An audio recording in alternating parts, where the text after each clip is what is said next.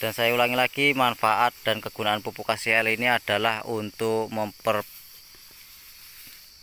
ataupun menambah bobot. Assalamualaikum warahmatullahi wabarakatuh. Selamat pagi para bosku semuanya dimanapun Anda berada. Semoga masih diberikan kesehatan jasmani maupun rohani ya. Pagi ini kita mau mengadakan pemupukan mahkota ataupun mop ataupun KCL ya bos. KCL. Tujuan kita memupuk KCL setelah putaran semalam kita NPK untuk memancing buah yang sudah kosong-kosong, kita pupuk NPK. Lalu untuk 3 bulan saat ini kita mau mencoba menggunakan KCL untuk menambah berat tandan dan juga untuk memperbesar buahnya bos. Di sini harga KCL lumayan mahal ya bos ya. Ini kemarin saya ada notanya, harga untuk Riau tempat kita ini 550 per saknya bos untuk KCL. Untuk NPK Mutiara 16 itu di angka 700.000 lebih, tapi barangnya kosong, sudah langka sekarang. Kita semalam memupuk NPK itu harganya masih 550, sekarang udah 700 lebih. Ini target untuk bulan 3 tahun depan, karena fungsi pemupukan itu kalau yang tunggal itu pasti kita mupuk bulan 1 dan nampak kita hasilnya bisa kita rasakan itu bulan 1 sampai bulan 1 ataupun bulan 12-nya itu sudah bisa kita jadi buahnya itu kita pancing dulu kan pakai NPK, setelah itu kita berikan bobot dan besarnya bos. Untuk NPK sendiri semalam saya menggunakan cangkul ataupun pocket, tapi kalau sejenis KCL ataupun urea kita cukup tebar saja. Kebetulan tadi malam di sini habis hujan deras.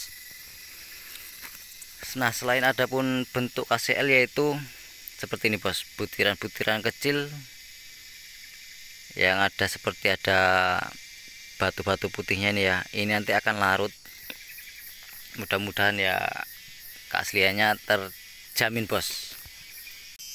Dan untuk dosisnya berapa, ini saya memberikan satu piring plastik itu ya, ada yang penuh ada yang peres, itu ukuran kurang lebih 1 kilo.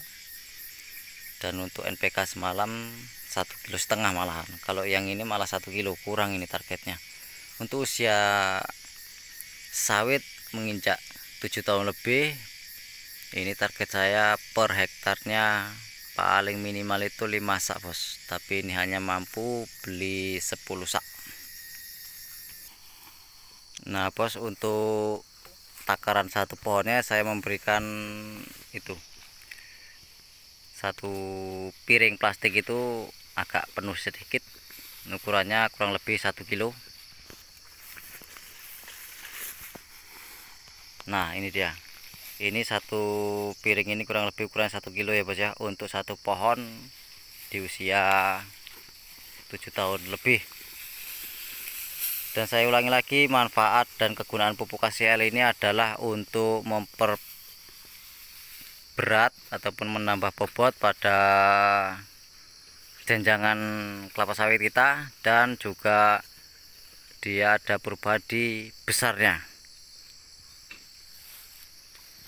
Tapi yang ada di depan kita ini tidak mungkin semuanya seperti ini ya, pasti ada yang kosong, ada yang isi, begitulah. Untuk rekomendasi bosku yang sawitnya sudah mulai kosong buahnya ya, cobalah menggunakan pupuk NPK 16, itu saya merekomendasikan.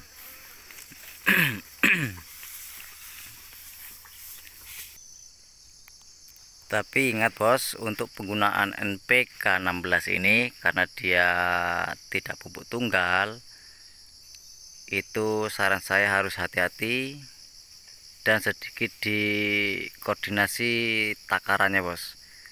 Kemarin saya pupuk NPK itu menggunakan 1 cangkir, itu efeknya memang begitu terasa bos. Dan putaran yang semalam ini saya menggunakan 1,5 kg per batangnya. Itu target saya bulan 9 ataupun bulan 7 tahun depan itu pasti dapat targetnya bos. Tapi yang saya khawatirkan, karena semalam saya menggunakan NPK itu 1 cangkir saja sudah efeknya sudah lumayan, pendapatnya meningkat. Ini saya kasih 1,5 kg, ini pasti lebih meningkat.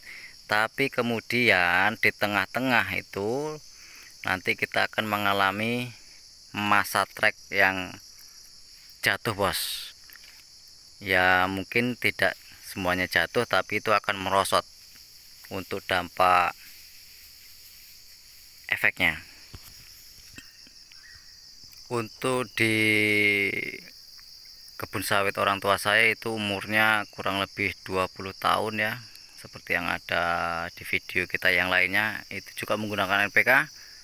Dan setelah tidak menggunakan NPK itu terasa efeknya bos. Memang sewaktu menggunakan NPK itu dapatnya ya lumayan ada peningkatan, tapi nanti setelah di tengahnya kita tidak menggunakan NPK, di situ kita akan terasa ngedropnya hasil panen kita bos. Dan tidak ataupun bukan cuma saya saja ya yang merasakan ataupun mengalami seperti itu. Di daerah kita ini entah faktor tanahnya ataupun pH-nya ataupun kekurangan yang lain, saya sendiri juga tidak paham. Tapi rata-rata yang menggunakan NPK itu pasti ada peningkatan dan ada penurunan yang sangat terasa. Itu rekomendasi dari saya. Saya bukan menjelekkan suatu produk, tapi itulah pengalaman yang sudah saya jalankan untuk kebun kelapa sawit saya sendiri, terutama orang tua saya bos. Nah seperti yang pohon di depan kita ini ya, ini cobalah untuk menggunakan NPK itu, tapi tidak usah banyak-banyak. Itu akan sangat cepat untuk pertumbuhan buahnya bos. Itu sangat cepat. Habis itu silahkan menggunakan KCL untuk penambah beratnya dan penambah besarnya. Jadi setelah buah banyak, kita pancing lagi, kita colok lagi menggunakan pupuk pemberat buah ataupun yang besar bos. Begitu kira-kiranya. Oke bosku, untuk target pupuk per hektarnya kita itu 5 sak seharusnya, tapi lantaran harga pupuk mahal jadi kita hanya mampu beli 10 sak. Dan itu pun dosisnya kita buat tidak banyak-banyak. Harga pupuk di tempat kita harganya sudah memang sih pasti ada yang lebih mahal lagi, tapi di sini tuh sudah terasa sekali ya bos ya. Kenapa seperti ini bos? Ini jika menggunakan pupuk NPK tadi ataupun Ponska yang saya alami itu seperti ini. Ini bukan lantaran efek itu ya, tapi lantaran ini kemarin tidak saya panen. Tapi jika menggunakan NPK ataupun pupuk Ponska itu biasanya seperti ini bos. Sekali matang itu dia rombongan, habis itu sekali habis gitu bos.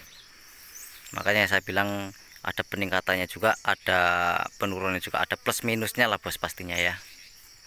Gitu.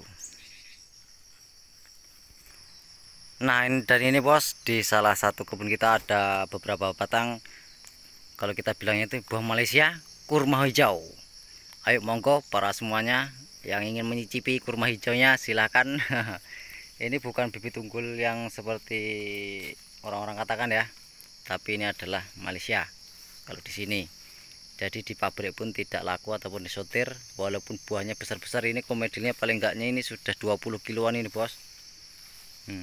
Sudah 20 kiloan, tapi sayangnya itu tidak laku di pabrik bos. Mau ditumbang sayang, nggak ditumbang nggak laku. Bagaikan hidup di ujung tombak. Pohonnya pun besar-besar, gemuk-gemuk, buahnya juga seperti itu, pulpanya hijau. Tapi ya mau apa dikata, lantaran ini tidak laku ya kita panennya ketika sudah berondol semuanya bos. Hampir jadi janjangan kosong, itulah baru kita panen agar bisa kita kutip berondolannya. Oke bosku, untuk yang menyukai video ini jangan lupa di subscribe dulu ya. Jangan lupa di subscribe, habis itu jangan lupa juga di like. Oke bosku, saya akhiri. Sekian informasi-informasi dari saya, petani kecil dari Riau. Salam tanam berduri. Assalamualaikum warahmatullahi wabarakatuh.